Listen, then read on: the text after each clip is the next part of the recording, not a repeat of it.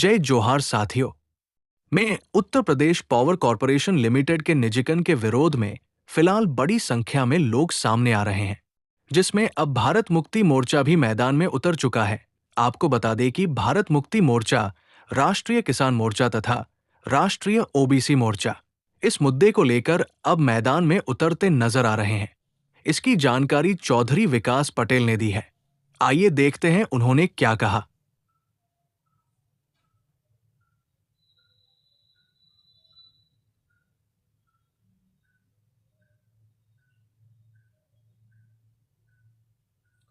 साथियों, जैसा कि आप लोगों को भी जानकारी होगी कि लगातार केंद्र एवं राज्य सरकारों द्वारा निजीकरण को बढ़ावा दिया जा रहा है और बड़े पैमाने पर government sector, public undertaking sector को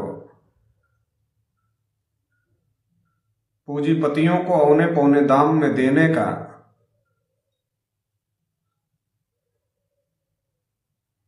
और चुनाव में उसके बदले उनसे चुनावी चंदा लेने का खेल बहुत बड़े पैमाने पर चल रहा है। लगातार सरकारी संपत्ति और सरकारी विभागों के निजीकरण से जहां एक तरफ देश की संपत्ति, आम लोगों की संपत्ति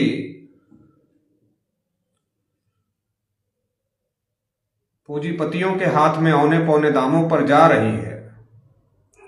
उसी के साथ साथ निजीकरण होने से बड़े पैमाने पर एससी, एसटी, ओबीसी का जो संवैधानिक अधिकार है, जिसको प्रतिनिधित्व का अधिकार कहते हैं, एससी, एसटी, ओबीसी को प्रतिनिधित्व सुनिश्चित करने के लिए जो रिजर्वेशन दिया गया है, उस रिजर्वेशन के ऊपर भी हमला हो रहा है और रिजर्वेशन जीरो किया जा रहा है। मतलब चर्चा निजीकरण की हो रही है, निजीकरण किया जा रहा है, लेकिन निजीकरण के नाम पर एससी, एसटी, ओबीसी का जो रिजर्वेशन है, उस रिजर्वेशन को जीरो करने का बड़े पैमाने पर षड्यंत्र चल रहा है। असल में 90 के दशक में जब देश में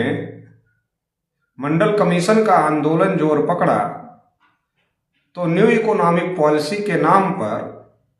डॉक्टर मनमोहन सिंह जी के द्वारा उस समय निजीकरण, भूमंडलीकरण एवं उदारीकरण की योजना लाई गई। तब से लेकर अब तक लगातार निजीकरण, भूमंडलीकरण और उदारीकरण के फार्मूले पर पिछले कांग्रेस सरकारें काम करती रही और अभी की जो भारतीय जनता पार्टी की सरकार है, वो लगातार निजीकरण करने का काम कर रही है और पूंजीपतियों को और खास तौर से अपने मित्र पूंजीपतियों को बड़े पैमाने पर फायदा पहुंचाने का काम कर रही है। इसी षड्यंत्रों के तहत एक बड़ा षड्यंत्र उत्तर प्रदेश में भी होने जा रहा है, जिसमें प्राइवेट पार्टनरशिप के नाम पर उत्तर प्रदेश का जो बिजली विभाग है, यूपीपीसीएल, उसका बड़े पैमाने पर निजीकरण करने की योजना है, जो कि उत्तर प्रदेश की जनता के लिए भी नुकसानदायक है, क्योंकि विद्युत एक आवश्यक सेवा है। अगर यह सरकारी क्षेत्र में रहेगी तो इससे पब्लिक को ज्यादा बड़े पैमाने पर बेनिफिट होगा। अगर इसको प्राइवेट सेक्टर में किया गया तो इससे आम लोगों को बहुत बड़े पैमाने पर परेशानी उठानी पड़ सकती है। तो इस बात को ध्यान में रखते हुए बिजली विभाग का निजीकरण नहीं होना चाहिए। इसके साथ ही साथ निजीकरण होने के बाद कर्मचारियों का बड़े पैमाने पर शोषण होने की भी संभावना है तथा SC/ST OBC का जो रिजर्वेशन है वो रिजर्वेशन 0 हो जाएगा। तो ये एक बहुत बड़ी साजिश का हिस्सा है। इसलिए हम लोग लगातार निजीकरण का विरोध कर रहे हैं और सरकारी संपत्ति को औने पौने दाम पर पूंजीपतियों को सौंपने का हम लोग लगातार विरोध कर रहे हैं। उत्तर प्रदेश में जो बिजली विभाग के कर्मचारी हैं वो लगातार इस षड्यंत्र के विरोध में आंदोलन कर रहे हैं, इस षड्यंत्र का विरोध कर रहे हैं। तो इसलिए हम लोगों ने भी निश्चित किया कि इस षड्यंत्र के विरोध में हम लोग भी मैदान में उतरने का काम करेंगे और इसके अंतर्गत ही हम लोगों ने राष्ट्रीय पिछड़ा वर्ग मोर्चा, भारत मुक्ति मोर्चा, राष्ट्रीय किसान मोर्चा और तमाम संगठनों ने मिलकर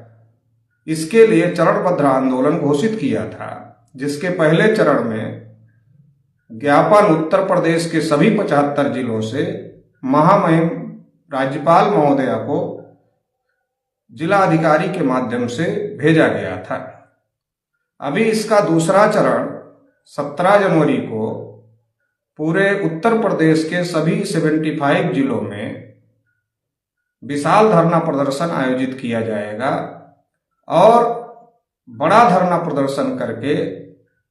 पुनः जिलाधिकारी के माध्यम से महामहिम राज्यपाल महोदया को ज्ञापन प्रेषित किया जाएगा।